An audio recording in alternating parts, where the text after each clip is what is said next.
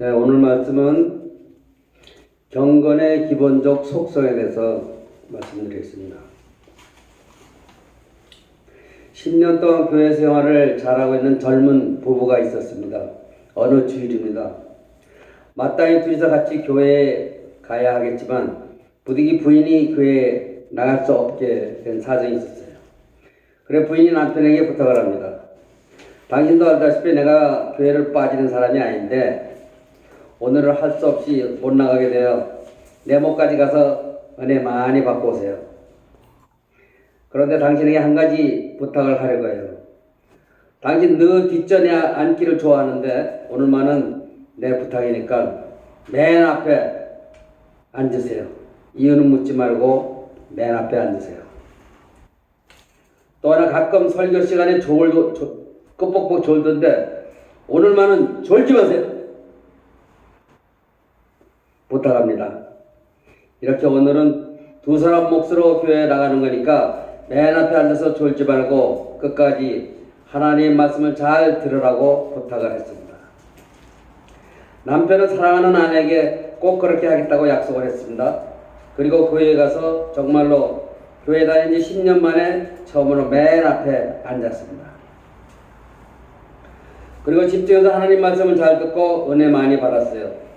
그는 내가 이 교회를 다닌 게 10년인데 이렇게 가슴이 시원하고 세상이 밝아지는 듯한 은혜를 받다니 하나님 감사합니다라며 돌아왔습니다. 보니까 마침 부인이 부엌에서 일을 하고 있는데 뒷모습이 너무나 예쁜 거예요. 그래 가까이 다가가 뒤에서 아내를 끌어안고 사랑한다고 말했습니다. 그 부인이 말인즉 신혼여행 가서 딱 한 번 들어본 그 말을 10년 만에 처음으로 들은 것이었다고 합니다. 그 순간 부인은 가슴이 뭉클하고 나름대로 큰 행복을 느꼈다고 합니다. 그래서 남편한테 물었습니다. 여보, 당신 목사님 무슨 말씀하실게 이렇게 은혜를 많이 받았어요? 그런데 남편은 비밀이라며 끝까지 대답을 안 해주는 것입니다. 다음 주일에도 교회에 간 남편이 목사님께 말씀드렸어요. 제가 딴 사람이 되었다며 지난 주일에 참석하고 와서 은혜 받고 와서 아주 딴 사람이 되어서 아내가 얼마나 감격하고 행복해 하는지 모릅니다. 그러자 목사님이 물었습니다. 지난 주일 설교 가운데서 어떤 말씀을 듣고 은혜를 받으셨습니까? 그랬더니 남편이 하는 말이 이것이었습니다. 내 원수를 사랑하라. 여러분 잊지 말아야 합니다. 경건 생활이라는 것이 무엇입니까? 그것은 바로 하나님 앞에 나아가는 것입니다. 성도의 기본 자세가 경건입니다. 이걸 꼭 잊지 말아주세요. 아멘. 내 마음, 내 뜻, 내 욕망만 가지고 하나님 앞에 나아가 내 뜻을 관철하려는 억지 따위 제발 부리지 마세요. 그러다간 손해봅니다. 그래서 언제나 하나님 앞에 나아가는 경건, 그것이 기본 자세라는 것을 잊어서는 안 됩니다. 그것이 바로 예배하는 마음입니다. 내가 내 처지에 있으면서 나는 나대로 그대로 있고 하나님의 능력과 하나님의 지혜만 구하는 것은 아닙니다. 그저 능력도 권력도 돈도 직업도 하나님께서 주신다면서 나는 그대로 부동자세로 있으면서 하나님께서 내게 가까이 오고 하나님의 능력이 내게 오기만 바라는 것은 경건이 아닙니다.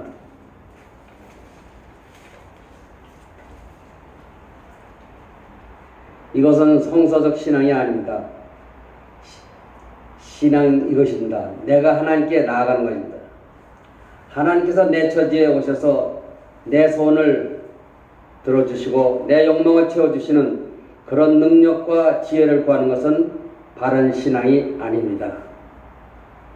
오히려 내가 하나님께 나아가는 것입니다. 그런 마음의 자세로 가장 대표적인 인물이 다윗 왕입니다.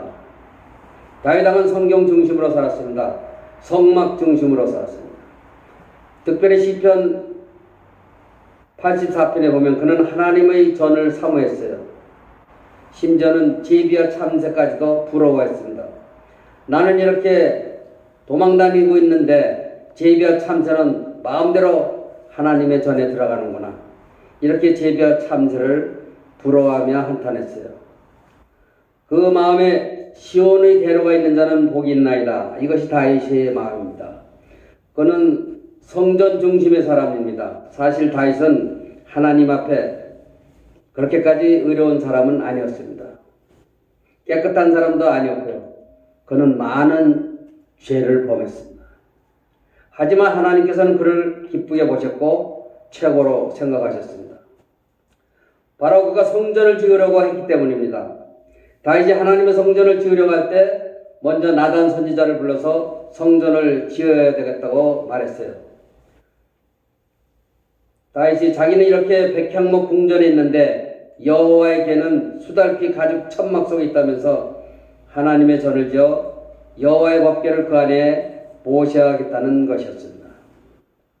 이런 생각을 나단 선지자를 통하여 하나님께 말씀드릴 때 하나님께서는 이렇게 대답하십니다. 내가 언제 너더러 성전을 지으라고 하더냐? 아주 오묘한 말씀입니다. 내가 언제 불편하다고 하더냐? 내가 언제 너더러 성전을 지으라고 하더냐? 그럼에도 그렇게 자원하여 성전을 짓겠다는 다윗에게 하나님께서는 복을 주셨습니다. 이걸 잊지 말아야 합니다. 다윗은 성전을 지으려는 마음, 성전 중심의 신앙을 가졌기에 하나님 앞에 복을 받은 것입니다. 경건한 이스라엘 사람들은 어디를 가나 꼭 거처를 회당 중심으로 정합니다. 절대로 경치 좋은 곳, 먼 곳, 그런 곳에 가서 살지 않습니다. 경건한 사람은 항상 회당 중심으로 섭니다. 그리고 수시로 그 회당에 출입합니다. 안식일이 되면 어김없이 회당으로 갑니다. 그렇게 회당과 연결하며 살아갑니다. 참으로 특별합니다. 이처럼 성전을 중심으로 한 공간이 굉장히 중요한 것입니다. 어떤 대형교회 새벽기도에 성도가 한 2,000명까지 나온답니다. 모든 분이 다 새벽기도 나오느라고 그렇게 애를 쓰고 있을 때입니다. 그러다 보니 새벽기도에 안 나오는 사람은 절대로 장로가 될 수 없었습니다. 그런 때입니다. 그러니 장로가 되기 위해서도 새벽기도에 나와야 하는 것이에요.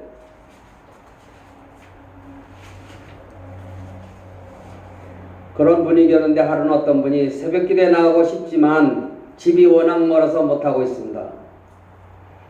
집 팔면 되잖아. 그게 뭘 그리 대단하다고. 그 집을 팔고 교회 나오면 되잖아. 물론 그분이 상심할까봐 내놓고 그렇게 그 교회 목사님 말하지는 않았다고 합니다. 여러분 생각해 보십시오. 그 집이라는 것이 뭐 그리 대단합니까? 오직 성전 중심으로, 그래서 낮에도 나가고 저녁에도 나가고 새벽에도 나가고 그렇게 사는 것이 경건입니다. 이걸 잊지 말아야 합니다. 오직 성전 중심으로 살아야 한다는 것을 잊지 말아야 합니다. 이런 면에서 이스라엘 사람들은 철저합니다. 그래서 마을을 지을 때 먼저 넓은 벌판에다가 회당을 지었습니다. 그리고 나서야 그 주위를 둥그랗게 돌아가면서 자기들이 살 집을 지었다고 합니다. 그러다 마을이 점점 커지면 또 다른 곳으로 가서 그렇게 새로운 마을을 만들었던 것입니다. 그것이 경건입니다. 성전 중심으로 이걸 잊지 말아야 합니다. 그 다음으로 생각할 것이 무엇입니까? 하나님 앞에 나가서 듣는 마음을 가져야 한다는 겁니다.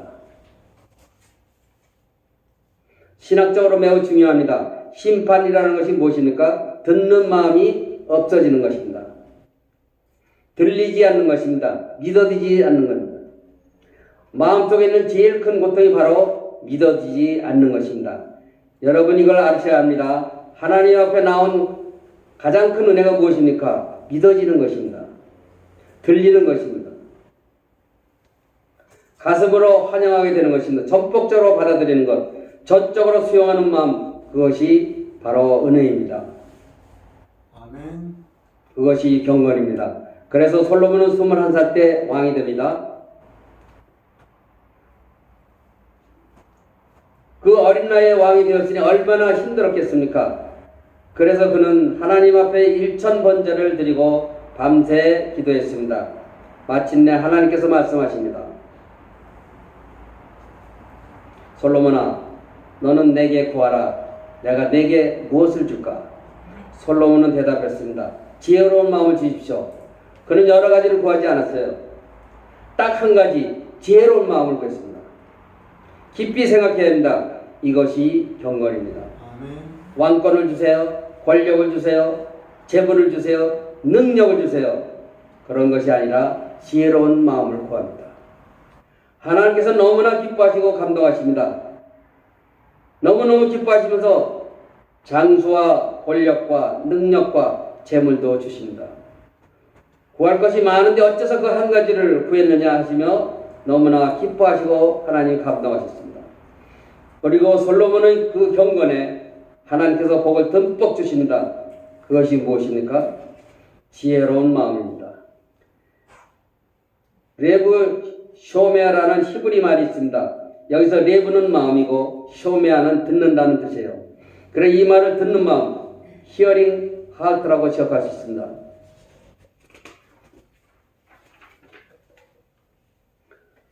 더러는 이해하는 마음, understanding mind라고 번역하기도 하는데 같은 말인데요. 듣는 마음, 하나님이여 듣는 마음을 주세요. 하나님의 말씀을 듣고 백성의 말을 듣는 마음을 주세요. 양심의 소리를 듣는 마음을 주세요. 이렇게 솔로몬이 하나님 앞에 구할 때 하나님께서는 온전히 기뻐하셨습니다. 그리고 솔로몬에게 전무후무한 지혜를 주셨습니다. 그래서 솔로몬은 지혜의 왕이요 지혜의 대명사가 되었습니다. 그래서 솔로몬을 말할 때 그는 지혜로 통합니다. 오늘까지 모두 그렇게 알고 있지 않습니까? 여러분 가장 큰 경건이 무엇입니까? 듣는 마음입니다. 졸지 마세요. 가장 큰 인격이 무엇입니까?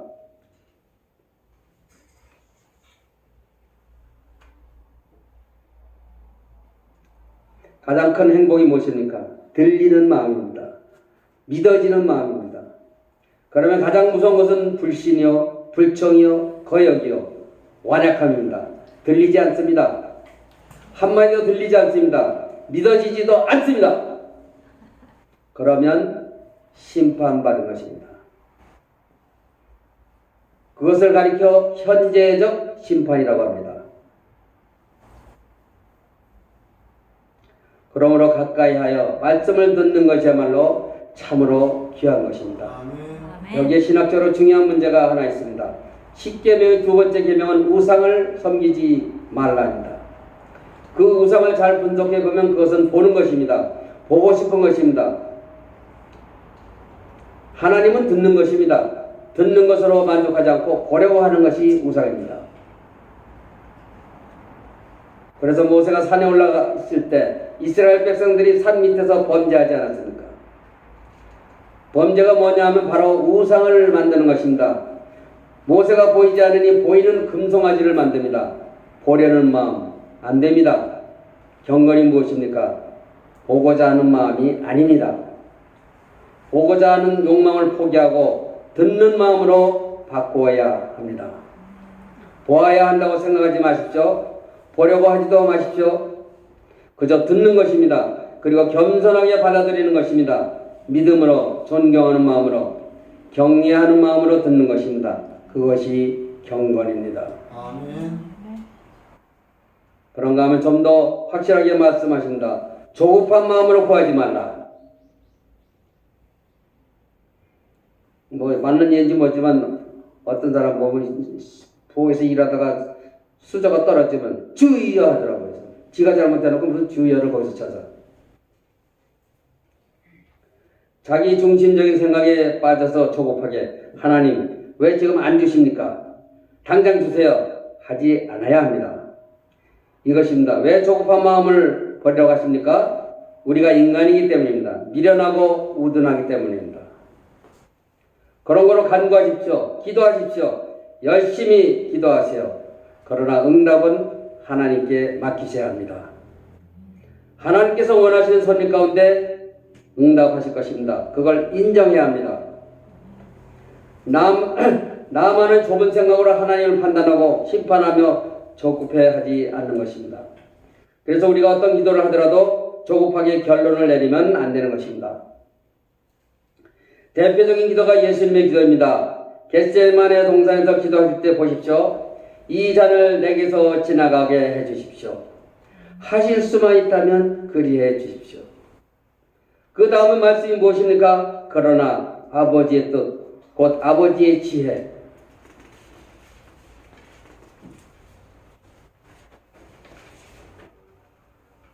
아버지의 능력, 아버지의 섭리 속에 위탁하는 것입니다. 그리고 기다리는 것입니다. 그것이 경건입니다. 그런 거로 우리가 하나님 앞에 나아갈 때 가까이 하여 말씀을 듣고 하나님 앞에 좀 더 경건한 자세로 기도해야겠다는 말씀입니다. 아멘.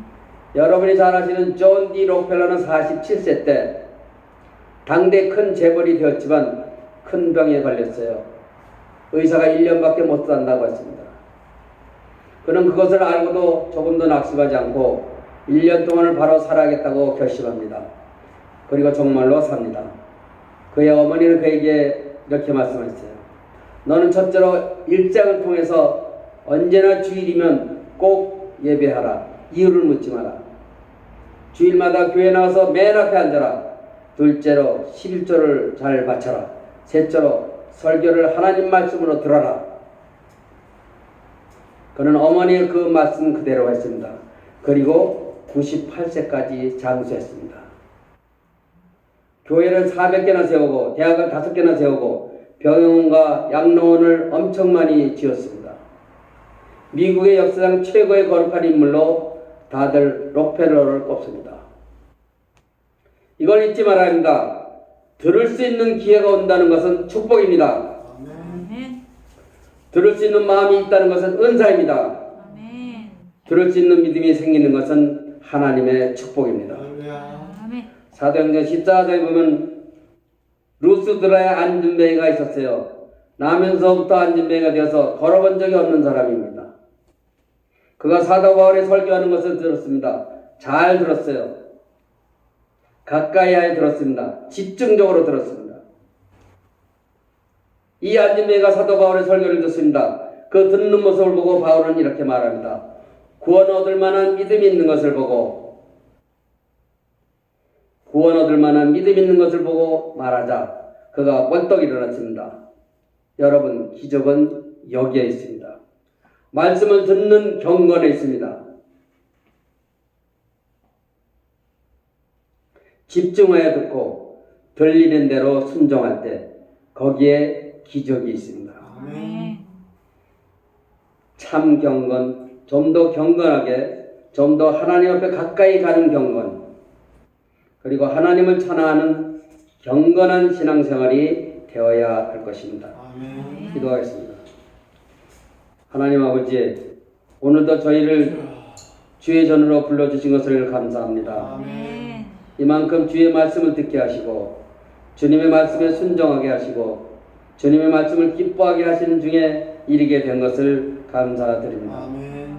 경건 위에 경건을 더하사 주님 앞에 가까이 가게 하시고 다윗처럼 솔로몬처럼 또는 하나님의 귀한 종들처럼 주님의 말씀을 듣고 주님의 말씀에 응답하며 살아가고 경건을 열매로 삼고 경건을 통해서 주님의 능력을 우리 현실에서 날마다 체험하며 주를 찬송하게 하여 주시옵소서. 아멘. 예수님의 이름으로 기도드립니다. 아멘. 할렐루야.